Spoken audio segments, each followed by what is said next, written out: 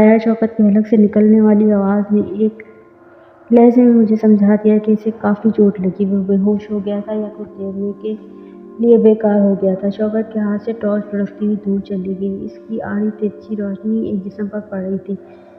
क्या वो वाकई एक जिस्म था? मेरी आंखें खुली थी और रगों-पैर में सर्दी की एक तेज लहर दौड़ गई। ये कयामत के लम्हे थे। चंद लम्हे के लिए मुझे अपनी आंखों पर यकीन नहीं आया। मुझे ऐसा लगा जैसे मैं एक दरख्त हूँ, मुझे मेरी ज़मीन से जुदा करके मेरी जड़ों से उखाड़कर व्यवस्था पानी में फेंक दिया गया है।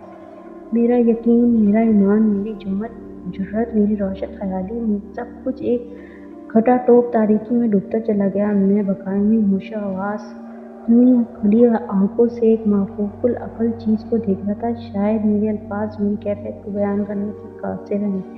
आधी रात का अमल एक वीरान खंडर। मुझसे चंद फुट के फासले पर मेरा साथी बेहरकत पड़ा हुआ था।